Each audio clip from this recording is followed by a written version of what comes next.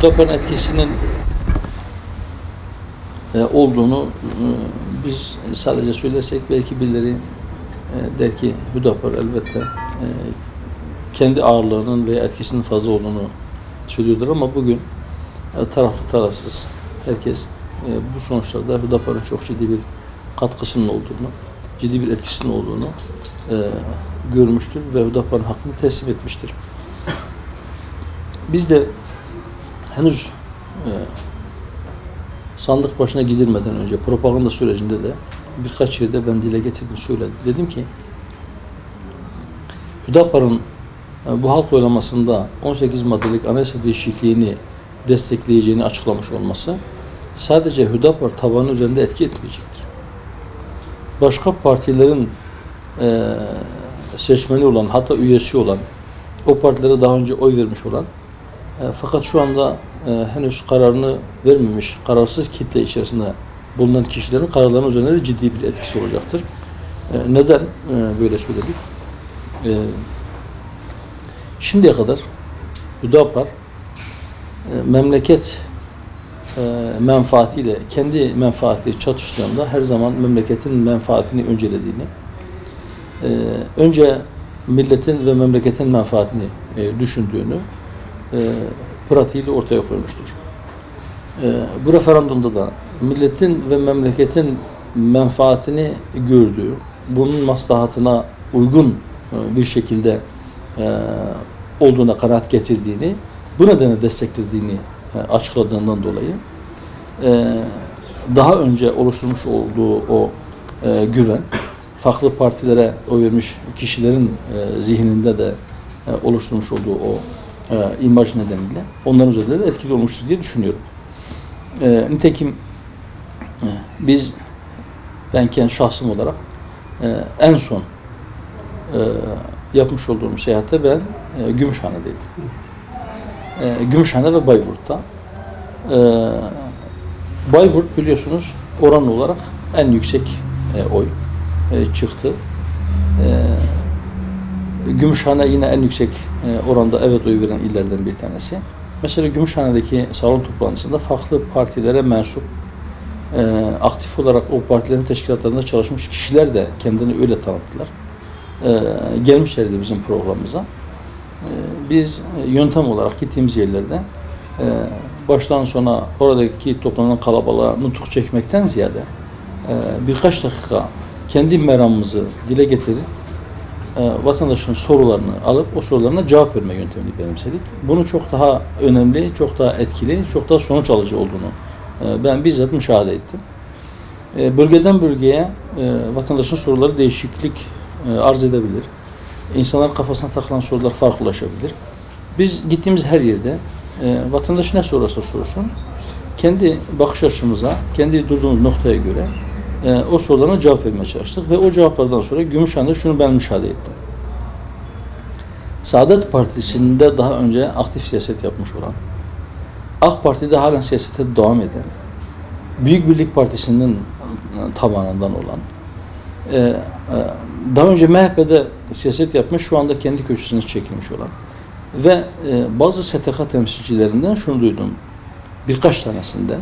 Dediler ki, şimdiye kadar biz çok kişiyi dinledik şu referandum süreciyle ilgili ama ilk defa bizim kafamızdaki soruları bu kadar net bir şekilde ve ikna edici cevaplar veren birisiyle karşılaştık.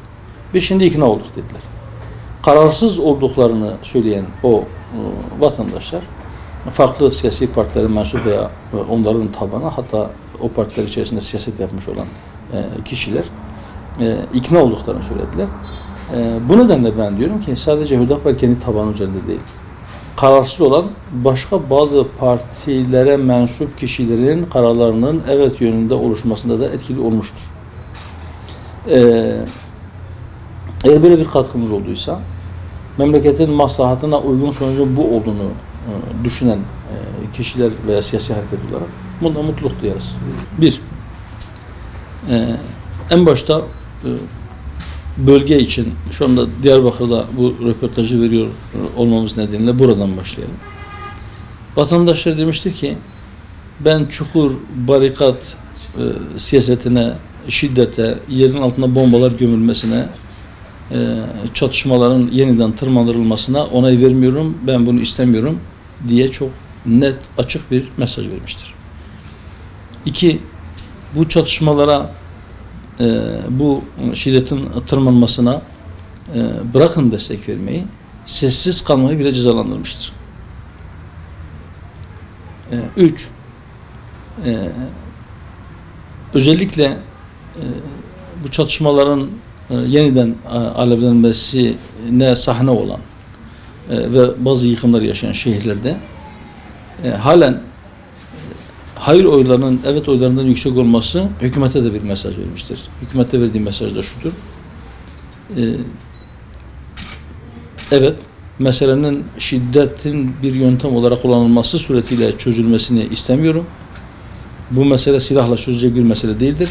Fakat mesele bitmiş de değildir. Bu mesele bir çözüm üretmenizi bekliyorum. Hükümete de bu mesajı vermiştir. Bir mesajı daha vardır. Malumunuz AK Parti MHP ile bir ittifak yapmıştır. Ama MHP tabanının daha güçlü olduğu yerlerde evet oyları AK Parti artı MHP'nin oylarından daha yukarılara çıkamamıştır. Yani 2 kere 2'nin her zaman 4 etmediği, bazen 2 kere 2'nin 2 ettiği, bazen de 2 artı 2'nin 4 değil 5, 6, 7 ettiği çok net bir şekilde ortaya koymuştur. Bir şey daha ortaya koymuştur. MHP tabanını ikna edeceğim diye AK Parti'nin ve Sayın Cumhurbaşkanı'nın milliyetçi söylemleri evet oylarına olumlu anlamda bir katkı yapmamıştır. Bütün bu sonuçları çıkarmak mümkündür. Ama bir şey daha var. Ortaya koymuş olduğu sonuçlardan bir tanesi. Belki evet oylarının çok yüksek çıkmamasının ortaya koyduğu şey şudur ki hükümet çok dikkatli olmalıdır. Destek veren bu anayasa değişikliğine, yani evet oyu verenleri evet oyu verdiğine pişman etmemelidir. Çok dikkatli davranmalıdır. Bunun için ne yapması gerekir? 1. Adalet. 2. Meşveret. 3. Liyakat veya ehliyet. Bu 3 ilkeyi sürekli göz önünde bulundurarak bundan sonra bunlara uygun bir yönetim ortaya koyma sorumluluğunu ve memleketin meselelerini ayağının önündeki engellerden kurtulmuş olan bir iktidar olarak hızlı bir şekilde adalet temelinde çözme sorumluluğunu hükümetin omuzlarına yüklemiştir. Bir şey de ortaya koymuştur. Memleketin Hüdapar'a ciddi şekilde ihtiyacı vardır. Memleketin huzur içerisinde birlikte olabilmesinin, kardeşliğinin harcıdır Hüdapar. Hüdapar'ın fikirleri, Hüdapar'ın programı, Hüdapar'ın felsefesi memlekete hakim olursa sorunların pek çoğu Hüdapar'ın önerdiği reçetelerle çözülebilecektir. Ve inşallah kardeşliğin ne olduğunu bütün bir millet olarak Türküyle, Kürdüyle, Arabıyla, Lazı, Çerkezi, Gürcüsü, Boşnağı, Pomağı, Romanı, her kim 26-27 değişik etnik gruptan insanlarımız vardır, vatandaşımız vardır. Hepsinin bir arada birlikte bir mozaik oluşturabileceği, kardeşle birlikte yaşayabileceğini bütün olarak herkes görecektir inşallah. Halkı kutuplaştırıcı, gerginliği arttırıcı söylemler siyasetin tepesindeydi. Tabanda halk gayet sakin idi. Şükürler olsun ki ortamı germeye çalışanlar, vatandaşı birbirine düşürmeye çalışanlar, korku pompalayarak kendi istedikleri sonucu elde etmeye çalışanlar başarısız olmuştur. Halk ferasetiyle bu oyuna gelmemiştir. Sükunet içerisinde, suhuletle bir halk oylaması gerçekleşmiştir. İnşallah bu gerginliği tırmandırmaya çalışan kişiler bundan gerekli dersi çıkarmışlardır. Bir daha yani bu aşamadan sonra yeniden gerginliği tırmandırma veya mızıkçılık yapma konusunda bir teşebbüste bulunmazlar. Eğer bulunurlarsa bu konuda halkın kendilerine ciddi bir tepki göstereceği ve bu yöndeki davranışlarını cezalandıracağını mutlaka göz önünde bulundurmalıdırlar. Şimdi biz bu 18 maddelik değişiklik paketine destek vereceğimizi açıklarken belirttiğimiz bir husus vardı. Neydi o? Biz inanıyoruz ki halkın %95'inden fazlası tamamen yeni bir anayasa istiyor. Bu yeni anayasanın yerli olması gerektiğini bir söyledik.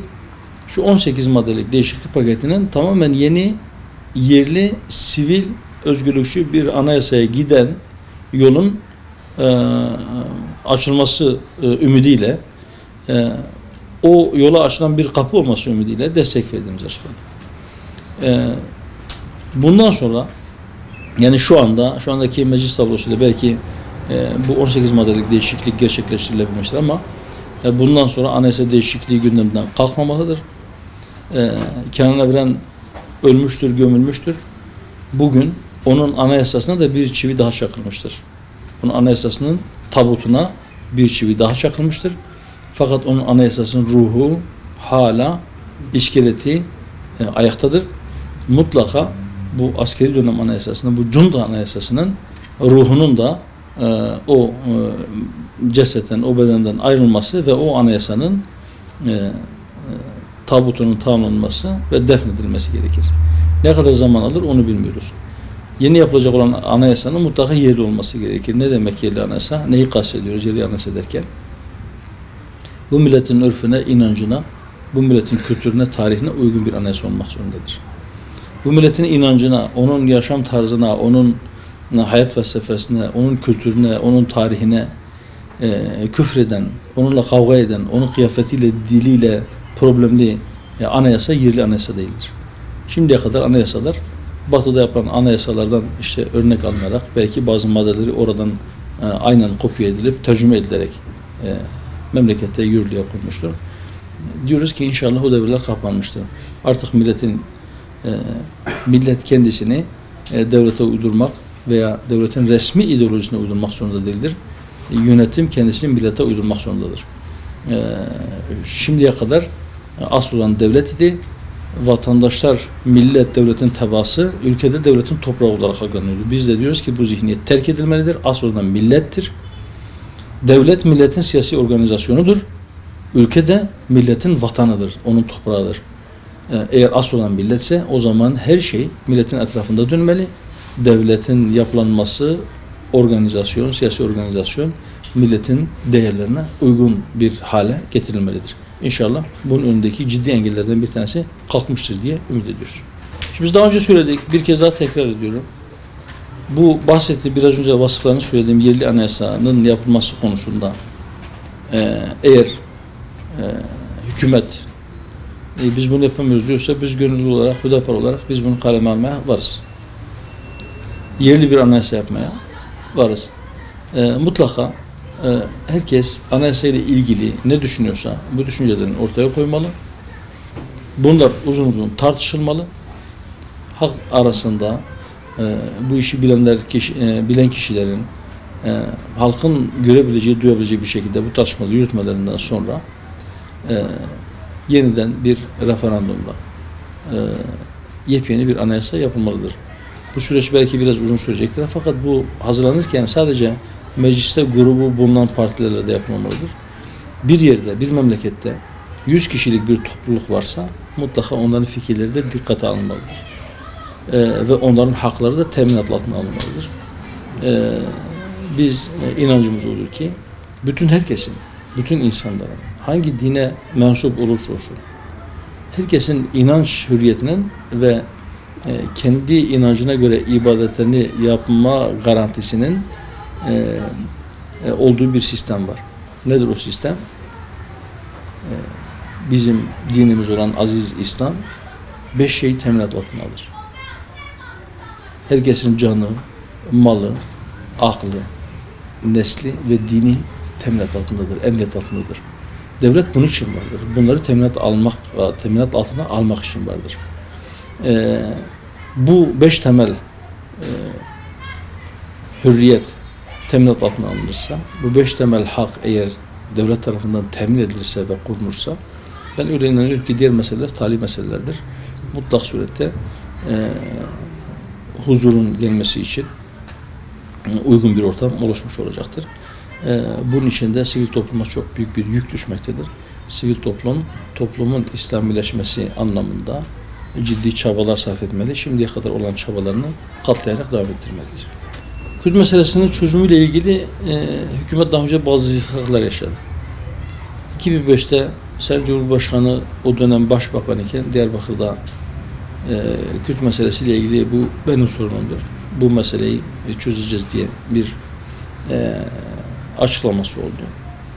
Daha sonra işte pek çok yasal düzenlemeler yapıldı. En son işte adına çözüm süreci dedikleri çatışmasızlık süreci 2013'ün başında başlatıldı. Fakat çok uzun ömürlü olmadı. Daha sonra Kürt sorunu yoktur denilmeye başlandı. Her şeyden önce Kürt meselesinin bir asır aşkın, hatta 2 asra yaklaşan kökü derinlerde olan bir mesele olduğu, bu meselenin tarihi, siyasi, sosyal, kültürel, ekonomik ve asayişle ilgili boyutlarının olduğu bilinmeli. Mesele sadece bir bölgede yaşanan asayiş sorunu veya ekonomik geri kalmışlık sorunu olarak algılanmamalıdır, böyle görülmemelidir. Meselenin çözümü konusunda bizim için en elverişli zemin, en büyük zenginliğimiz hem Kürtlerin hem Türklerin aynı dine mensup olmalarıdır. Aynı dine mensup olan ve 1000 yıldan uzun bir süredir birlikte yaşayan iki farklı kavme mensup insanların buluşacakları ortak zeminde elbette o inancın kendileri için oluşturmuş olduğu zemindir. Bu olmasa bile ortak vatan zemini vardır. Aynı memlekette yaşıyoruz. Eğer adalet tesis edilirse, hani birileri diyor ki Kürtler ne istiyor? Acaba işte Osmanlı'nın geçtiğimiz yüzyılın başında, 100 yıl kadar önce parçalanması, pek çok toprak kaybına uğramasından sonra bir tarihsel hafızasında şöyle bir şey vardır. Acaba biz başka yeni topraklar mı kaybedeceğiz diye bir korku vardır, bir endişe vardır. Belki bunu da körüklemeden, bunun da yeniden depreşmesine zemin hazırlamadan şunu söylemek pekala mümkündür. Kürtler adalet istiyor. Kürtler gerçekten o İslam'ın kendilerini kardeş kıldığı diğer bütün kavimlerle birlikte kardeşçe beraber yaşamak istiyor. Diyorlar ki neyi eksiktir Kürtlerin? Veya Kürtlerin talepleri nelerdir? Ben de birkaç yılda söyledim. Allah-u Teala onlara hangi hakları vermişse, eğer onları istiyorlarsa, sadece onları istiyorlarsa bu onların meşru hakkıdır. Eğer fazla istiyorlarsa haddi aşmışlardır. Eğer o istedikleri haklar Allah-u Teala tarafından kendilerine verilmiş meşru haklarsa ve o talep ettiği kişiler veya kurumlar o hakları tanımıyorsa, onları elde etmiyorsa bu da büyük bir zulümdür. Gerçekten kardeşliğin bir hukuku vardır. Kürtler kardeşleriyle o hukukun gereğini yerine getirilmesi şartıyla birlikte yaşamaya, birlikte olmaya devam etmek istiyor. Ancak dediğim gibi o kardeşliğin hukukunun yerine getirilmesi gerekir ki bu da adalettir. Şimdi birisi eğer meşru bir haksa, bu meşru hak talep ediliyorsa, o hakkı tanımak adaletin gereği ise, onu vermemek zulümse, herkes şunu bilsin ki zulümden hiç kimse hiçbir zaman fayda sağlayamamıştır. Ölçü bu olmalı. Bakın adalet her zaman, her yerde ve herkese karşı mutlaka herkesin yerine getirmekle sorumlu olduğu bir şeydir. Bunun istisnası yoktur. Tekrar ediyorum.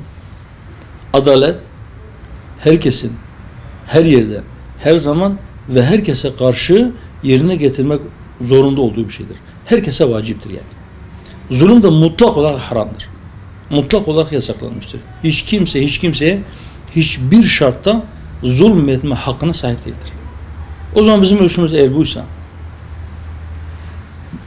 memlekette insanlar kendi dilleriyle eğitim görmek istiyorlarsa, bunu engellemek de zulümse, siyaseten şu anda bunu tanırsam, ben bunu yerine getirirsem ben kaybederim şeklinde düşünmek beyhudedir, boştur, yanlıştır, yanlış bir düşüncedir.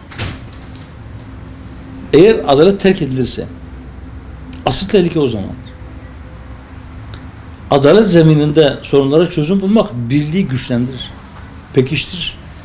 Birileri ben meşru da olsa bölünmeyi tetikler diye, bölünmeyi hızlandırır diye veya bölünmeyi sonuç verir diye ben bu meşru talebi yerine getirmeyeyim, zulüm de olsa ben devletin birliği, toprağının işte bütünlüğü için ben bu zulmü işleyeceğim derse çok ciddi bir yanlış yapmış olur. Asıl devletin birliğini de, vatandaşların bütünlüğünü de, toprağın bütünlüğünü de o zaman o kişi, yani adaleti terk eden kişi bizatihi kendi eliyle tehlikeye atmış olur.